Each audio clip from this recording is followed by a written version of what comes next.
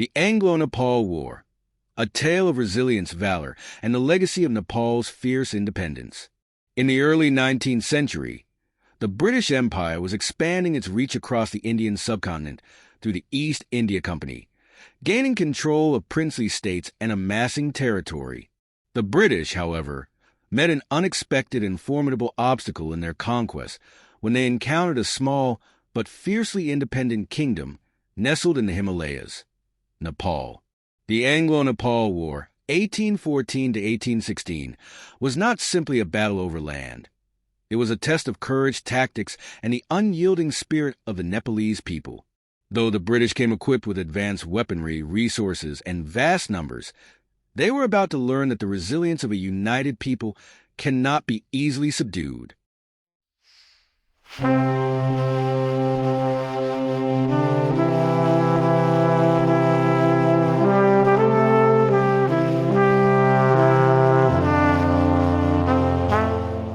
The prelude to war, tensions in the Himalayas. As the East India Company sought to expand its territories, they encountered Nepal's Gorkha Kingdom, ruled by King Prithvi Narayan Shah and later by his successors, who had been consolidating a vast Himalayan empire through skillful diplomacy and courageous warfare. The British eyed Nepal's territories in the Terai and other borderlands with interest, seeing in them both economic and strategic advantages. Tensions escalated over disputes in the Terai region, where the British wanted control for economic gain. The Nepalese, however, were adamant in protecting every inch of their homeland. With the two sides unwilling to compromise, the British declared war in 1814, assuming it would be a swift and decisive victory. Little did they know, they were about to face one of the most resilient foes in their colonial conquest. The Battle of Nalapani, a legendary defense. The opening salvo of the Anglo-Nepal War took place at Nalapani, where a garrison of around 600 Nepalese soldiers, led by the indomitable General Balbhadra Kunwar, faced a British force of 3,000 troops. Despite being outnumbered 5-1 and facing an opponent with far superior weapons, Balbhadra and his soldiers fortified themselves within the stone walls of Kalinga Fort, ready to fight to the last. The British bombarded the fort with artillery, hoping to crush the resistance quickly, but the Nepalese warriors held their ground. Days turned into weeks, and still, the Nepalese would not yield. The soldiers survived on minimal rations, enduring the harsh conditions with unbreakable resolve. As supplies dwindled, they resorted to eating tree bark and drinking the last of their water. Balbhadra, refusing to give in, urged his men on, saying, "This is our land, and we will not let them take it from us." Finally, after more than a month of relentless attacks, the Nepalese soldiers, weak from hunger and exhaustion, realized they could not hold the fort any longer. Rather than surrender, they made a daring nighttime escape, choosing to abandon the fort but not their honor. The British, who expected an easy victory, were astonished by the courage of these mountain warriors.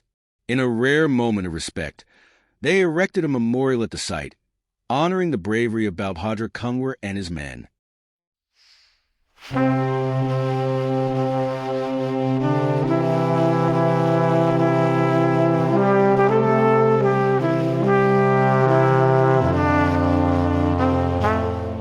Bhakti Thapa's last stand, the unbreakable spirit of a 70-year-old warrior. Another chapter of the Anglo-Nepal War that would forever inspire the Nepalese people was the story of Bhakti Thapa, a 70-year-old general who was as revered for his wisdom as he was for his courage. Assigned to defend the Western Front, Bhakti Thapa became a symbol of Nepal's indomitable spirit, leading his soldiers with unmatched ferocity. At the Battle of Deothal, Bhakti Thapa led a fierce defense against the advancing British forces. With his long gray beard flowing and a determined gleam in his eye, he charged into battle alongside men half his age. The British, who saw him as an elder statesman, were shocked by his vitality and resilience on the battlefield. Even as British bullets struck him, Thapa refused to retreat, pushing forward until his final breath. His death became a rallying point for his soldiers, who continued to fight in his honor. Bhakti Thapa's bravery left an indelible mark on Nepalese history. His courage inspired generations of Nepalese, who would look to him as a symbol of unwavering patriotism and loyalty to their land.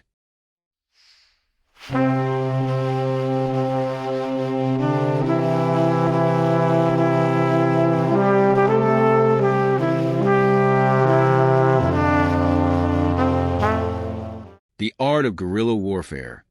Using the land to Nepal's advantage, the Nepalese forces knew they couldn't match the British in sheer numbers or resources. Instead, they turned to guerrilla warfare, utilizing their knowledge of the rugged Himalayan terrain to their advantage. They ambushed British troops in narrow mountain passes, struck swiftly, and disappeared into the dense forests. The British soldiers, unaccustomed to the steep hills and thick jungles, struggled to adapt to these tactics, often losing men to skirmishes and surprise attacks. This guerrilla warfare forced the British to adapt, realizing that brute force alone could not defeat the determined Nepalese. The resilience and adaptability of the Gorkhas proved that a smaller, determined force could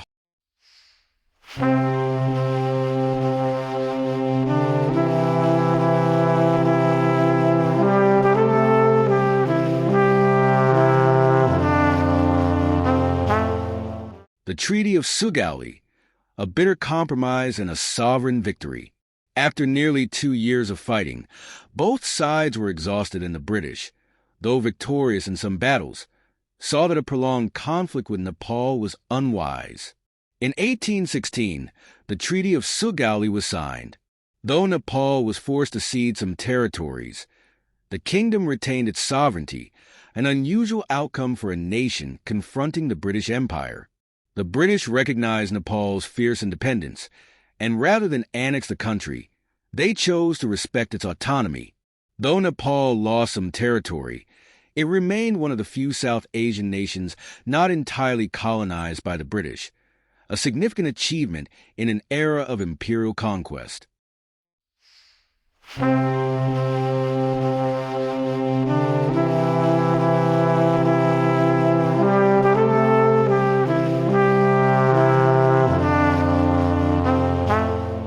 The legacy of the Gorkhas and the formation of the Gurkha regiments. The British had learned a deep respect for the courage and loyalty of the Nepalese warriors, especially the Gorkhas. Impressed by their fierce fighting spirit, the British began recruiting Nepalese soldiers into the British Army after the war, forming what would become the Gurkha regiments. These regiments served in conflicts around the world, gaining a legendary reputation for bravery and loyalty. The legacy of the Anglo-Nepal War and the creation of the Gurkha regiments would strengthen the bond between Nepal and Britain, transforming enemies into allies.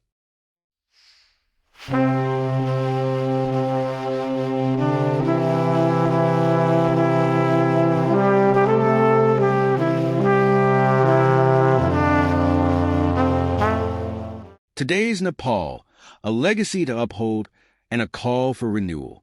In today's world, Nepal stands as an independent and proud nation, rich in culture and history. It is a country that has preserved its heritage while facing modern challenges. However, economic struggles, political instability, and development issues have created obstacles for the country, which many feel undermine the glorious legacy left by its forebears.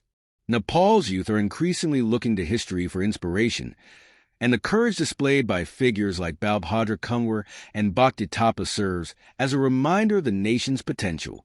There is a growing sentiment that Nepal must reclaim the spirit of resilience, independence, and self-reliance that defined it during the Anglo-Nepal War. The challenges may be different, but the need for unity, vision, and courage remains as relevant today as it was 2 centuries ago. The Anglo-Nepal War taught the world that Nepal is a land of fierce warriors, unbreakable spirit, and undying patriotism.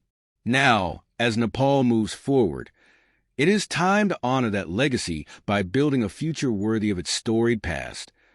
A future that brings Nepal's glory back, strong and undivided, into the modern world.